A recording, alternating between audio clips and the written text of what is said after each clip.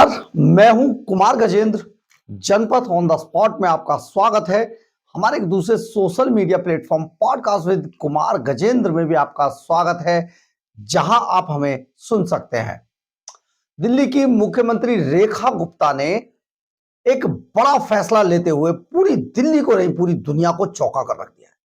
पूरी दिल्ली को इसलिए चौंका कर रख दिया है कि प्रधानमंत्री नरेंद्र मोदी और गृह मंत्री अमित शाह ने जिस तरीके से रेखा गुप्ता का चुनाव दिल्ली की मुख्यमंत्री के तौर पर किया, कहीं ना कहीं यह फैसला रामबाण साबित हो रहा है दिल्ली की भारतीय जनता पार्टी सरकार के लिए।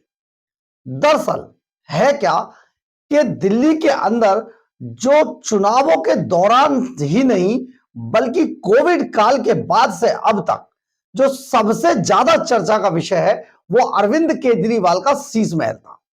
शीश महल इसको नाम दिया गया और यह सचमुच शीश महल था।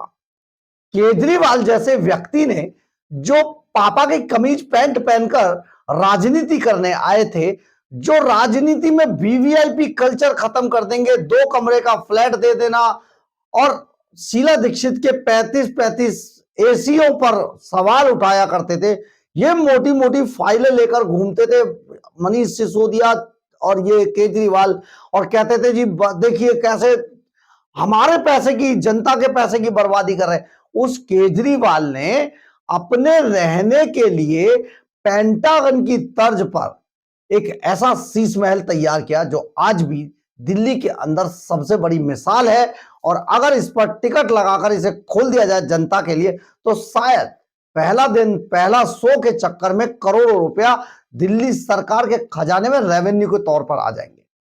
लेकिन क्योंकि ये सरकारी बंगला, ये कई बंगलों को तोड़कर, 4 बंगलों को तोड़कर बनाया गया, 50,000 गज में, 50,000 गज में बनाया गया ये शीश महल 171 करोड़ रुपए खर्च करके जनता के पैसे के दिल्ली के खजाने से तैयार कराया अरविंद केजरीवाल ने। वो अरविंद केजरीवाल जो 2 रुपए का रेनॉल्ट का पैन लगाता था और अपने आप को राजनीति में बड़ा आयाम स्थापित करने की बात कहकर आया था। लेकिन अरविंद केजरीवाल एंड कंपनी यानी कि अली बाबा 40 चोरों की यह मंडली ने दिल्ली के खजाने को इतना लूटा कि 7,500 करोड़ के घाटे में चला गया। खैर आगे बढ़ते हैं। इसमें सबसे बड़ी बात यह है कि जब इस शीश महल के लिए पूछा गया रेखा गुप्ता से, जो कि अभी तक अपने घर से सरकार का कामकाज देख रही हैं, दिल्ली सरकार का, उनसे जब कहा गया, उनसे पूछा गया कि क्या आप शीश महल में जाएंगी, तो उन्होंने साफ तौर पर इससे इंकार कर दिया।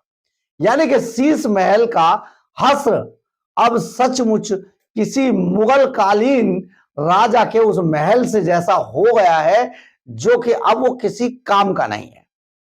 लेकिन सरकार ने इसकी जगह दूसरे तरीके से इसे इस्तेमाल करने के बारे में सोच लिया है। यह खबर हमने काफी पहले भी आपको बताई थी, लेकिन रेखा गुप्ता ने एक बार फिर से इसके बारे में बताया है कि देखिए ये जो शीश महल है, जो अरविंद केजरीवाल की अय्याशियों का अड्डा है, और अरविंद केजरीवाल की अय्याशियों का जब जिक्र होगा तो शीश महल का जिक्र दिल्ली के अंदर जरूर किया जाएगा। यह एक ऐसा महल बनाया गया जिसके आगे 7 स्टार होटल भी फेल है, और ये 7 स्टार होटल शर्मा जाएंगे। ऐसा गाड़ियों को खड़े करने का काफिला आ जाए, चाय पीने के लिए गार्डन है, सोने के कबोर्ड, सोने के वॉश बेसिन लगे हुए हैं, जिम से लेके जकूजी और जकूजी से लेके मिनी बार तक इस शीश महल के अंदर सब कुछ है। तो ये शीश महल अब किस काम का? केजरीवाल को निकालकर बाहर फेंक दिया गया है। ईडी कॉलर से पकड़कर घसीटते हुए इस भ्रष्टाचारी नेता को ले गई थी और तिहाड़ जेल में ठोक दिया था। अभी फिर दोबारा जाने वाला है। इसके कई चट्टे बट्टे भी, कई चिंटू भी जाने वाले हैं। लेकिन सबसे बड़ी बात यह है कि आखिर इस शीश महल का क्या होने वाला है। मुख्यमंत्री रेखा गुप्ता ने बिल्कुल स्पष्ट कर दिया कि शीश महल में वो शिफ्ट नहीं होने वाली है, ना उनका कोई ऐसा इरादा है किसी शीश महल में जाने का। तो आखिर शीश महल का होगा क्या? तो दरअसल क्या है कि बहुत लंबे समय से दिल्ली सरकार के पास अपना कोई स्टेट गेस्ट हाउस नहीं है। स्टेट गेस्ट हाउस दरअसल क्या होता है कि किसी भी राज्य से जब अधिकारी या नेता दिल्ली के अंदर आते हैं तो उनको आखिर कहां ठहराया जाए। जो लोग दिल्ली सरकार के काम से आएंगे आखिर उनको कहां ठहराया जाए। राजभवन में आते हैं, राज्य उपराज्यपाल से मिलने आते हैं, तो ऐसे में उनको कहां ठहराया जाए, चाहे वो नेता हो चाहे वो अधिकारी हो। अगर वो दिल्ली सरकार के काम से आएंगे तो उनको कहीं ना कहीं ठहरने की जगह दी जाएगी। तो अगर उनके पास स्टेट गेस्ट हाउस नहीं है दिल्ली के पास, तो ऐसे अधिकारियों, ऐसे नेताओं को 5 स्टार होटलों में ठहराया जाता है, जो कि दिल्ली के खजाने से अननेसेसरी बहुत बड़ी मोटी रकम उन होटल और उन रेस्टोरेंट या जो भी 5 स्टार होटल है उनको पे की जाती है दिल्ली सरकार की तरफ से, यानी कि पैसे की, जनता के पैसे की बर्बादी। तो ऐसे में उस रेवेन्यू को बचाने के लिए इस शीश महल को स्टेट गेस्ट हाउस बना दिया जाएगा और यहां पर जितने भी गेस्ट दिल्ली में आया करेंगे उनको ठहरने की व्यवस्था की जाएगी। ये जो पूरा बंगला है, ये बंगला 2020 में यानी कि इसका काम पर शुरुआत की गई थी, और जब ये कोविड काल शुरू हुआ उस वक्त अरविंद केजरीवाल ने दिल्ली की जनता की आंखों में धूल झोंककर इस पूरे शीश महल को पेंटागन की तर्ज पर तैयार करा लिया। ये देखिए कितना शरीफ आदमी था अरविंद केजरीवाल। और आप ये समझिए, केजरीवाल इसको अपना पारिवारिक बंगला बना रहे थे। पारिवारिक बंगला, भाई साहब, पीढ़ी दर पीढ़ी रहने का इसमें प्लान था अरविंद केजरीवाल का। पहले मैं रहूंगा मुख्यमंत्री, जब मैं जो है मैं शिफ्ट हो जाऊंगा, प्रधानमंत्री बन जाऊंगा, उसके बाद जो मेरी पत्नी है उसको मुख्यमंत्री बना दिया जाएगा, फिर मेरा बेटा बन जाएगा, मेरी बेटी बन जाएगी, यानी कि आने वाले 40-50 सालों तक अरविंद केजरीवाल इस शीश महल में मौज काटने वाला था, अय्याशी करने वाला था। लेकिन इसे पता नहीं था कि जनता उठाकर जब फेंकेगी ना तो हड्डी पसली भी नहीं मिलेंगी, और नहीं मिली। आज केजरीवाल इतना शर्मिंदा है, मुंह छिपाता हुआ घूमता है, हर जगह पर मुंह छिपाता हुआ घूम रहा है। भाई साहब, उसका घमंड अगर आप देखेंगे तो सचमुच ऐसा आज तक इसने पूरी दुनिया के उन घमंडी, उन शोषण करने वाले नेताओं को फेल कर दिया। एक बार ये वीडियो इस आदमी का देखिए, जब कहता था मोदी जी ना हो पाएगा, ब्यूरोक्रेसी नहीं लोकतंत्र चलाता है। इसका मुंह भी देखना, इसका चेहरा देखना, और इसका आज का चेहरा देखना, जब जनता ने इसको पीट दिया है, कूट दिया है। इसका अब का मुंह भी जरूर देखना, लेकिन उस वक्त का मुंह देखिए इसका, इसके चेहरे से, इसकी बॉडी लैंग्वेज से अंदाजा लगाइए कि ये आदमी क्या चीज था और क्या निकला। देखिए जरा। ये ब्यूरोक्रेसी से नहीं चलता देश, डेमोक्रेसी से चलता है देश। दिल्ली के मालिक हम हैं, दिल्ली के मालिक ये लोग नहीं है। आज ईश्वर का न्याय, और मैं ये कहना चाहता हूं अध्यक्ष महोदय कि दिल्ली की जनता ने इन चुनावों में बता दिया कि लोकतंत्र में मालिक केवल जनता होती है। कोई अपने आप को अगर मालिक बताने की कोशिश करता है, कोई भी अगर अपने आप को लोकतंत्र में मालिक बताने की कोशिश करता है, तो जनता वोट की शक्ति के माध्यम से, वो सभी लोग जो यहां खड़े होकर स्वयं को दिल्ली का मालिक बोलते थे, आज इस सदन के अंदर, इस परिसर के अंदर घुसने की योग्यता भी जनता ने उनकी समाप्त कर दी है। आपने देखा होगा, छोटे से क्लिप में आपको जरूर दिखाई दिया होगा इसका कैसा व्यक्ति निकला ये। खैर आगे बढ़ते हैं। ये पूरा बंगला दरअसल है क्या, 1942 में 6 फ्लैग स्टाफ रोड पर ये बंगला बनाया गया था एक, लेकिन बाद में 1960 के अंदर पीडब्ल्यूडी के पास इसका पूरा चार्ज आ गया, और यहां पर इससे पहले चौधरी प्रेम सिंह, कांग्रेस के वरिष्ठ नेता थे चौधरी प्रेम सिंह, और 2 बार विधानसभा अध्यक्ष रहे थे, ये उनका रेजिडेंस हुआ करता था। 2020 में इसके अंदर इसकी एक छत गिरने की कंप्लेंट कराई गई। उसके बाद ये चौधरी प्रेम सिंह के बाद अधिकारियों को आवंटित कर दिया गया था। अधिकारियों को आवंटित करने के बाद 2015 में अरविंद केजरीवाल ने यह बंगला खाली करा लिया और पूरी साजिश के तहत, देखिए, जबकि शीला दीक्षित अगर देखा जाए तो 17A भी मोतीलाल नेहरू मार्ग पर रहती थी। नियम के मुताबिक इस अरविंद केजरीवाल को लुटियन जोन में ही शिफ्ट होना था, लेकिन यह लुटियन जोन से बाहर ये अपने आप में पहला बंगला था जो सिविल लाइन एरिया में आता है। अब अरविंद केजरीवाल ने पूरी साजिश के तहत लुटियन जोन से बाहर सिविल लाइन के इस बंगले को सेलेक्ट किया, इसके एक बंगले में आ गए। उसके बाद धीरे धीरे करके 4 बंगलों को तोड़कर एक कर लिया गया। और यह करतूत पता किसने की? ये काली करतूत करने वाला जो था, जिसके लिए भारत रत्न मांगते थे अरविंद केजरीवाल, इसीलिए भारत रत्न मांग रहे थे कि सत्येंद्र जैन पीडब्ल्यूडी के मंत्री हुआ करते थे। जहां पर भी रहा सत्येंद्र जैन इतना बड़ा चोर था, इतना बड़ा उचक्का कि भाई साहब तिहाड़ जेल भी नहीं छोड़ी मसाज कराने में और वसूली करने में। इस आदमी ने तिहाड़ जेल भी नहीं छोड़ी। और 1960 में जब ये पीडब्ल्यूडी के पास आया तो ये इसी हिसाब से जो पीडब्ल्यूडी मिनिस्टर था सत्येंद्र जैन था, और सत्येंद्र जैन ने इस पूरे बंगले को पेंटागन की तर्ज पर तैयार करा दिया। अब ये पेंटागन की तर्ज पर तैयार हो गया। अरविंद केजरीवाल इसमें पूरा, जब पूरी दुनिया कोरोना से जूझ रही थी, दिल्ली के लोग तिल तिल करके थोड़ी सी ऑक्सीजन के लिए तड़प तड़प के सड़कों पर मर रहे थे, अरविंद केजरीवाल इस बंगले को बनवाने में जुटा था।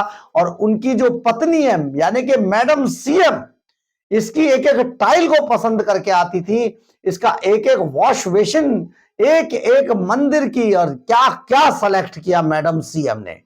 मैडम सीएम करके बहुत चढ़ाया गया उनको।